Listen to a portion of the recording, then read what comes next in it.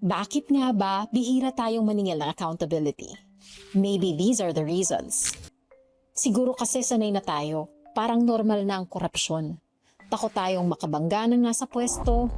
Pagod na rin kasi pakiramdam wala naman nagbabago at madalas, wala tayong access sa totoo. Hirap makakuha ng dokumento, ng ebidensya, at ng linaw. Kaya ayun, mas madaling manahimik. Tahimik ang buhay, di ba? Pero sa katahimikan yan, doon tayo nasasanay na walang nananagot. Hanggang sa isang araw, magiging balita na lang, may pondo na namang nawala, may proyekto na namang hindi natapos, at doon lang tayo nagigising. Kaya siguro hindi lang tanong kung bakit walang nananagot, kundi kung bakit hindi na tayo nagtatanong. Ano sa tingin mo? Ikaw? Baka naman ngayon na ang simula.